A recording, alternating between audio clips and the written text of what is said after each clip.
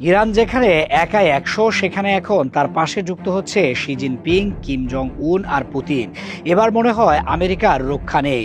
বহু বছর ধরে আমেরিকা আর ইসরায়েল একসাথে অনেক দেশকে ধ্বংস করেছে, কিন্তু এবার মনে হচ্ছে তারা যোগ্য জবাব পেতে যাচ্ছে, কারণ একের পর এক শক্তিধর দেশ ইরানের পাশে দাঁড়ানোর বার্তা দিচ্ছে। এই সংঘাতকে এখন আর শুধু ইরান বনাম যুক্তরাষ্ট্র ইসরায়েল হিসেবে দেখা যাচ্ছে না।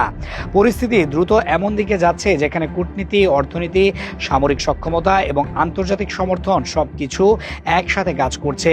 ইরানের উপর চাপ যত বাড়ছে ততই প্রতিক্রিয়ার পরিধি বড় হচ্ছে, আর এই বড় পরিধি যুক্তরাষ্ট্র ও ইসরায়েলের জন্য নতুন ঝুঁকি তৈরি করছে। চীন প্রকাশ্যে যুদ্ধ চায় না, তবে তারা চায় মধ্যপ্রাচ্যে স্থিতিশীলতা বজায় থাকুক এবং জ্বালানি সরবরাহ স্বাভাবিক থাকুক। যুদ্ধ দীর্ঘ হলে তেলের দাম বাড়ে, শিপিং রুট ঝুঁকিতে পড়ে, আর এর চাপ পড়ে বিশ্বের বাজারে।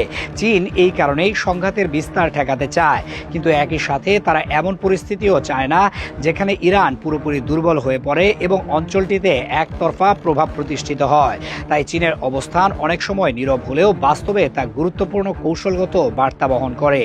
রাশিয়ার অবস্থান তুলনামূলকভাবে আরও কঠোর। মস্কো দীর্ঘদিন ধরেই যুক্তরাষ্ট্রের একচ্ছত্র আধিপত্যকে চ্যালেঞ্জ করে আসছে। ইরান রাশিয়ার জন্য কেবল একটি আঞ্চলিক অংশীদার নয়, বরং বড় শক্তির সমীকরণে গুরুত্বপূর্ণ একটি স্তম্ভ। যুদ্ধ দীর্ঘ হলে রাশিয়া কূটনৈতিকভাবে ঢাল হয়ে দাঁড়াতে পারে, আন্তর্জাতিক মঞ্চে চাপ মোকাবেলায় ইরানের অবস্থান শক্ত করতে পারে এবং পরিস্থিতিকে এমনভাবে পরিচালনা করতে পারে যাতে ইরান পুরোপুরি কোণঠাসা না হয়। এই ধরনের সমর্থন সরাসরি যুদ্ধক্ষেত্রে না নামলেও বাস্তবে অনেক বড় প্রভাব ফেলে। উত্তর কোরিয়ার প্রসঙ্গে সরাসরি যুদ্ধ জড়িত থাকার নির্ভরযোগ্য প্রমাণ প্রকাশ্যে নেই, তবে রাজনৈতিক ভাষায় তারা যুক্তরাষ্ট্র ও ইসরায়েলের হামলাকে সার্বভৌমত্ব লঙ্ঘন হিসেবে তুলে ধরছে। এই অবস্থান একটি প্রতীকী বার্তা দেয় যুক্তরাষ্ট্রের বিরুদ্ধে থাকা শক্তিগুলোর অবস্থান এক জায়গায় এসে মিলতে পারে, এবং সেই বার্তায় সংঘাতকে আরও বিস্তৃত অনিশ্চয়তার দিকে ঠেলে দেয়।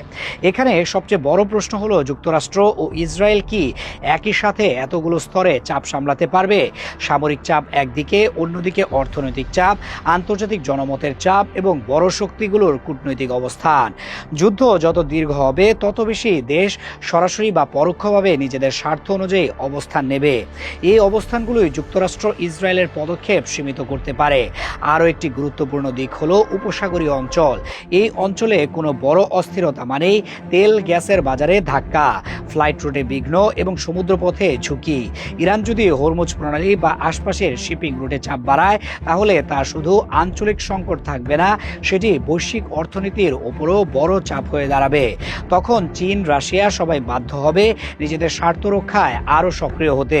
ফলে বাস্তবতা হলো, যুক্তরাষ্ট্র ইসরায়েল যদি মনে করে তারা আগের মতো একতরফা শক্তি দেখিয়ে দ্রুত ফল আদায় করবে, তাহলে এইবার হিসাবটা কঠিন হতে পারে।